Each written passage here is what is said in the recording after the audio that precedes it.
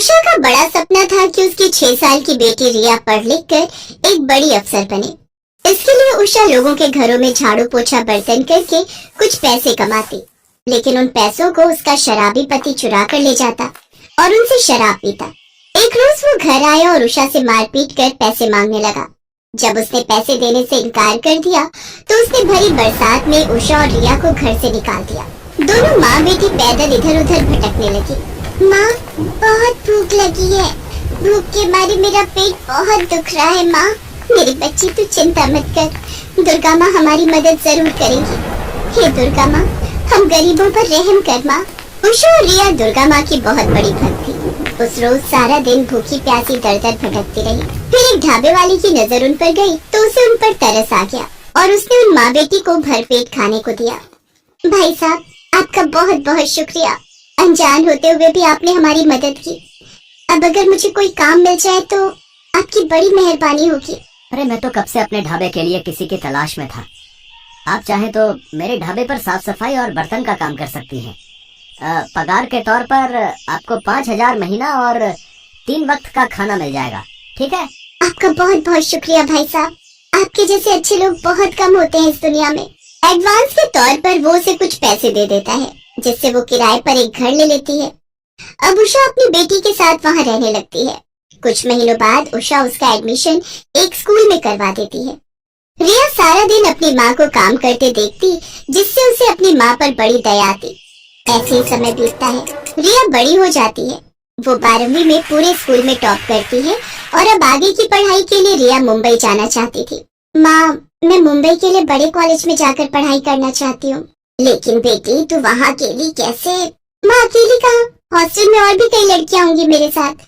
और आप ही तो चाहती थी ना कि आपकी बेटी आसमान छुए। तो अब उड़ने का वक्त आ गया है माँ। ठीक है, तू मुंबई जाने की तैयारी कर, मैं रमेश भाई साहब के पास जमा किए हुए अपने पैसे लेकर आती हूँ। रिया मुंबई के एक बड़े कॉलेज में एडमिशन ले लेती है और वहाँ जाकर आगे की पढ़ाई करती है। उषा हर रोज फोन पर अपनी बेटी से बात करती और उसका हालचाल पूछती रहती। दिवाली की छुट्टियों पर हर साल रिया अपनी माँ के पास दिल्ली रहने आती। रिया के कॉलेज का आखिरी साल रह गया था। वो खूब मन लगाकर पढ़ाई करती थी। फाइनल ईयर के लास्ट एग्जाम वाले दिन जैसे ही रिया एग्जाम हॉल से बाहर आती है तो उसे दिल्ली से रमेश काका का फोन आता है। रिया बेटिया, उषा बहन की हालत बहुत खराब है। उन्हें मैंने सरकारी अस्पताल में भर्ती करवा दिया है। तू जल्दी से ट्रेन पकड़कर दिल्ली आ जा। उस रोज तेज आंधी तूफान और भयंकर बारिश की खबरें लगातार न्यूज चैनल्स पर दिखाई जा रही थी। रिया जैसे तैसे करके रेलवे स्टेशन पर पहुंचती है, लेकिन वहाँ ज्यादातर ट्रेन बारिश के कारण स्थगित कर दी गई थी। सिर्फ एक ट्रेन दिल्ली के लिए जाने वाली थी, लेकिन उसकी सभी सीट्स बुक हो चुकी थी। फिर काफी देर तक स्टेशन पर भटकने के बाद थक हार कर रिया वही रेलवे स्टेशन पर बैठ जाती है और उसकी आंख लग जाती है। तभी उसके सपने में माँ दुर्गा आती है। बेटी रिया, तू चिंता मत कर, अब जो अगली ट्रेन आएगी तो उसमें चढ़ जाना और फिक्र मत कर, तू अपनी मंजिल पर सही सलामत पहुंच जाएगी। रिया के कानों में ट्रेन के प्लेटफॉर्म से चलने की आवाज आती है। वो झट से उठती है और बिना कुछ सोचे समझे उस ट्रेन में चढ़ जाती है। ट्रेन अपनी मंजिल के लिए निकल पड़ती है। वो ट्रेन काफी लोगों से भरी पड़ी थी। तभी वहाँ टीसी आता है। टिकट। सर, वो टिकट तो मेरे पास नहीं है। अच्छा, तो इसे क्या अपने बाप की ट्रेन समझकर चढ़ गई? चलो उतर यहाँ से, चल। सर, आप मेरी बात तो सुनिए। इतने में वहाँ एक औरत दुर्गेश्वरी आती है जो उस ट्रेन की ड्राइवर थी। मैं इस ट्रेन की ड्राइवर हूँ और इस लड़की को ट्रेन से नीचे उतारने की कोई जरूरत नहीं है। रिया, तुम मेरे साथ आओ। दुर्गेश्वरी उसे अपने साथ ड्राइवर सीट के साथ वाली सीट पर बिठा लेती है। जहाँ रिया को इस खराब मौसम में कुछ भी दिखाई नहीं दे रहा था, तो वहीं दुर्गेश्वरी उस तेज बारिश और तूफान में भी काफी स्पीड में ट्रेन चला रही थी। ये देख रिया हैरान थी, लेकिन तभी उसे अपनी माँ की चिंता सताने लगी और वो आंखें बंद करके हाथ जोड़कर दुर्गा माँ से प्रार्थना करने लगी। हे दुर्गा माँ, मेरी माँ को कुछ मत होने देना, उसे एकदम सही सलामत और ठीक कर देना। तुम दुखी मत हो रिया, तुम्हारी माँ को कुछ नहीं होगा, वो बिल्कुल ठीक हो जाएगी। कुछ देर बाद ट्रेन अपने प्लेटफॉर्म पर पहुँच जाती है। आपका बहुत बहुत शुक्रिया मैडम। आपका नाम? दुर्गेश्वरी नाम है मेरा, लोग मुझे प्यार से दुर्गा भी कहते हैं। रिया, ये फूल तुम दुर्गा माँ का नाम लेकर अपनी माँ के माथे पर लगा देना, फिर चमत्कार देखना। रिया हड़बड़ाहट में अस्पताल पहुंचती है, जहां उसकी माँ की सांसें तेज तेज चल रही होती हैं। फिर उसे उस फूल के बारे में ध्यान आता है। वो दुर्गा माँ का नाम लेकर उसे उषा के माथे पर लगा देती है। उसके छूते ही उषा एकदम ठीक हो जाती है। फिर रिया अपनी माँ को सारी बात बताती है। रिया को ट्रेन की सारी बात याद आती है। आंधी तूफान में भी ट्रेन चलाना, मेरे बिना बताए मेरा नाम जान जाना, उनके दिए फूल से माँ का ठीक हो जाना, ट्रेन के अंदर माँ दुर्गा एक्सप्रेस का लिखा होना और उनका नाम दुर्गेश, दुर्गा यानी कि वो माँ दुर्गा थी जो खुद माँ दुर्गा एक्सप्रेस लेकर मुझे छोड़ने आई थी।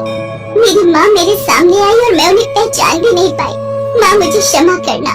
जय माँ दुर्गा, तेरा लाख लाख शुक्र है। जय माँ दुर्गा, जय माँ दुर्गा। कुछ दिन बाद वो घर आती है और माता का जागरण करवाती है। कुछ दिन बाद रिया का रिजल्ट आता है और वो पूरे कॉलेज में सबसे अच्छे नंबरों से पास होती है। उषा अब ढाबे का काम छोड़ देती है और अब वो दोनों माँ बेटी खुशी खुशी एक साथ रहती हैं।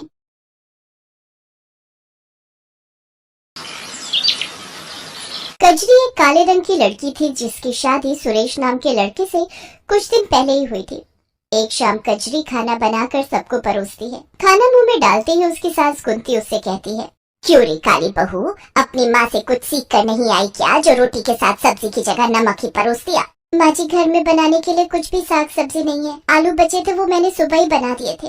कैसे करम फूटे हैं हमारे, जब से इस काली बैंगन ने हमारे घर पर कदम रखे हैं तब से बरकत ही नहीं हो रही इस घर में। और अब तो ऐसे दिन आ गए हैं कि नमक के साथ हमें रोटी खानी पड़ रही है। कजरी के प्रति कुंती की इस कड़वाहट का कारण उसका काला रंग था। उसके काले रंग को लेकर वो अक्सर उसको कोसती रहती थी। लेकिन कजरी का रंग भले ही काला था पर उसका दिल एकदम साफ था। वो दुर्गा माँ के प्रति बड़ी आस्था रखती थी। कजरी का पति सुरेश दिहाड़ी मजदूरी करके अपना घर चलाता था, लेकिन पिछले कुछ दिनों से उसकी तबीयत कुछ ठीक नहीं थी, जिस वजह से वो काम पर नहीं जा पा रहा था। डॉक्टर साहब, आखिर क्या हुआ है मेरे बेटे को? गर्मी में लू लगने के कारण इन्हें उल्टी दस्त और बुखार आ गया है। आप इनके सिर पर ठंडे पानी की पट्टियां रखिए, साथ ही ये दवाई दे दीजिएगा। और हाँ, इनके शरीर में अभी काफी कमजोरी है, इसलिए अभी 2 महीनों तक इन्हें बेड रेस्ट पर ही रहना होगा। ये सुनकर कजरी का मन बड़ी ही उलझन में फंस गया और वो सोचने लगी, जब तक सुरेश जी ठीक नहीं हो जाते मुझे कुछ न कुछ काम करके इस गृहस्थी को चलाना होगा। मुझे जल्द ही कुछ करना होगा, नहीं तो ये घर दाने दाने तक को मोहताज हो जाएगा। ऐसा सोचकर कजरी भूखी प्यासी काम ढूंढने निकल गई, लेकिन पूरे 50 घर के दरवाजे खटखटाने के बाद भी उसे काम नहीं मिला। अब बस ये घर एक आखिरी उम्मीद है। ये सोचकर वो उस घर का दरवाजा भी खटखटाती है। कुछ देर बाद वहाँ से एक औरत निकल कर आती है। मालकिन, मैं गरीब सुबह से काम की तलाश में निकली हूँ, लेकिन कोई भी काम देने को तैयार नहीं है। मुझे काम की बहुत जरूरत है, प्लीज मुझे काम दे दीजिए। देखो, मेरे घर पर काम वाली बाई लगी हुई है, लेकिन हाँ, अगर तुम बाजार से जाकर मेरे लिए कुछ सामान ले आओ तो उसके बदले मैं तुम्हें 100 रुपए दे दूंगी। वो क्या है ना, धूप की वजह से मुझसे तो बाहर निकला ही नहीं जा रहा। हाँ हाँ मालकिन, आप बता दीजिए, मैं सामान ले आऊंगी। कजरी बाजार से सामान लाकर उस औरत को दे देती है। साथ ही वो औरत उसे 100 रुपए दे देती है, जिनसे कजरी घर के लिए आटा चावल लेती है। लेकिन सब्जियों के दाम सुनकर वो चौंक जाती है। हे राम, सब्जियां तो कितनी महंगी हैं और मेरे पास तो ये थोड़े से पैसे ही बचे हैं। ऐसा करती हूँ, आलू ही ले लेती हूँ, सस्ते हैं तो ज्यादा भी आ जाएंगे। वो उन थोड़े से बचे हुए पैसों से आलू खरीद लेती है। तभी वो देखती है कि एक बूढ़ी औरत 20 रुपए में 1 पाव अचार दे रही है। उसके पास काफी भीड़ लगी हुई है। कजरी झट से उसके पास जाती है। अम्मा, 1 पाव अचार दे दीजिए। अचार, आलू और आटा लेकर कजरी घर आ जाती है, लेकिन सारे रास्ते वो बस अचार वाली के पास लगी भीड़ के बारे में ही सोचती रहती है। और घर आकर वो अपने पति को ये बात बताती है। आज मैंने बाजार में एक बूढ़ी औरत को अचार बेचते देखा। उनके पास अचार खरीदने के लिए काफी लंबी लाइन लगी थी। मैं सोच रही हूँ क्यों ना मैं भी अचार बनाकर बाजार में बेचूं। बात तो ठीक है, लेकिन अचार बनाने के लिए जो सामान चाहिए उसके लिए तुम्हारे पास पैसे आएंगे कहाँ से? बंसी काका से कुछ पैसे उधार ले लूंगी और जैसे ही पैसे आ जाएंगे उन्हें लौटा दूंगी। वो बड़ी उम्मीदों के साथ बंसी काका के पास जाती है, लेकिन वो उसे उधार देने से मना कर देते हैं। वो रोते हुए घर आ रही थी कि तभी उसे रास्ते में वो अचार वाली बूढ़ी अम्मा मिलती है, जो कि एक पेड़ के किनारे बैठी हुई होती है। अरे बूढ़ी अम्मा, आप इस वक्त यहाँ क्या कर रही हैं? बेटी, कल रात मेरे गांव में बहुत तेज बादल फटा, जिसके बहाव में आकर मेरा सारा घर बह गया। अब मेरे पास कुछ भी नहीं है। अम्मा लेकिन आज भी मौसम खराब है, बारिश आने वाली है, आप ऐसे में कहाँ जाएंगी? एक काम करिए, आप मेरे साथ मेरे घर चलिए। उस रात वो बूढ़ी अम्मा कजरी के घर ही रुकती हैं। फिर अगले दिन सुबह वो बूढ़ी अम्मा वहाँ से जाने लगती है तो कजरी उससे बोलती है, अम्मा आप इस उम्र में कहाँ जाएंगी? जब तक आपके रहने का कोई ठिकाना नहीं हो जाता आप यहीं हमारे साथ ही रहिए। वो बूढ़ी अम्मा मान जाती हैं। फिर कजरी ने उनके सामने अचार बनाने की बात बताई। तो बेटा तूने मुझे पहले क्यों नहीं बताया? ये ले, मेरे पास कुछ पैसे हैं, तो इनसे अचार बनाने का सामान ले आ। कजरी उन पैसों से सामान लेकर घर आती है। दोनों मिलकर बड़ा ही स्वादिष्ट अचार बनाती हैं। अम्मा वैसे आपने मुझे अपना नाम नहीं बताया। वैसे तो बेटी मेरा नाम भवानी है, लेकिन लोग मुझे कई नामों से बुलाते हैं, कुछ तो मुझे दुर्गा भी कहते हैं। ये सुनकर कजरी सोच में पड़ जाती है। अगले दिन कजरी दुर्गा माँ के सामने मत्था टेक कर बूढ़ी अम्मा के साथ अचार बेचने बाजार जाती है। कुछ ही देर में उसके पास लोगों की भीड़ लग जाती है। मुझे 2 किलो अचार दे दो, मेरी बहू पेट से है, उसका बड़ा मन करता है अचार खाने को। और मुझे 3 किलो। कुछ ही देर में उसका सारा अचार बिक जाता है। कुछ ही दिनों में वो सारे बाजार में स्वादिष्ट अचार वाली के नाम से मशहूर हो जाती है। उसकी खूब अच्छी कमाई होने लगती है। अम्मा आज तुम्हारे कारण ही मेरी अच्छी कमाई होने लगी है। बेटी ये सब दुर्गा माँ का कमाल है। मेरी माँ तो अपनी कमाई में से कुछ हिस्सा तू गरीबों में दान कर, इससे दुर्गा माँ बहुत खुश होंगी।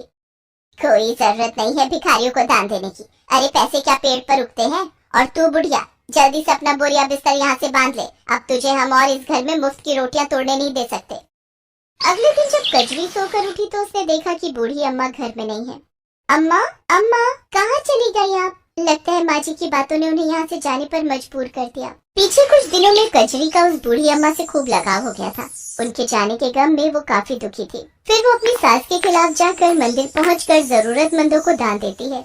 ये देखकर उसकी सास डंडा लेकर दुर्गा माँ के मंदिर में ही उसकी पिटाई करनी शुरू कर देती है। 4 पैसे क्या कमाने लग गई, तेरा तो दिमाग ही चढ़ गया है। अपनी सास की बातों को अनसुना करेगी, तेरी इतनी हिम्मत? हे माँ दुर्गा मुझे बचा लो। तभी दुर्गा माँ की मूर्ति से वो बूढ़ी अम्मा बाहर निकलती है और दुर्गा माँ का रूप धारण करके कुंती से कहती है, कुंती देवी तुमने मेरी भक्त पर जुल्म किए हैं, तुम्हारे पापों का घड़ा भर चुका है, अब तुम्हारा अंत तय है। माँ मुझे माफ कर दो, मैं नहीं जानती थी वो बूढ़ी अम्मा भी है। अब से मैं कजरी को कभी नहीं सताऊंगी। हाँ माँ इन्हें क्षमा कर दीजिए। कजरी सिर्फ तुम्हारे कहने पर मैं इसे माफ कर रही हूँ। कजरी तुम्हारी भक्ति से मैं बहुत प्रसन्न हूँ। अब तुम अपने इस अचार के व्यापार को मेरे नाम से चलाओ। देखना तुम्हारा ये कारोबार खूब फलेगा, तुम खूब तरक्की करोगी, ये मेरा आशीर्वाद है। इतना कहकर दुर्गा माँ अंतर ध्यान हो जाती है।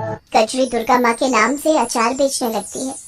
कुछ ही महीनों में उसकी खूब कमाई होने लगती है और वो खुद की एक बड़ी सी दुकान खोल लेती है, जिससे उसे खूब कमाई होती है।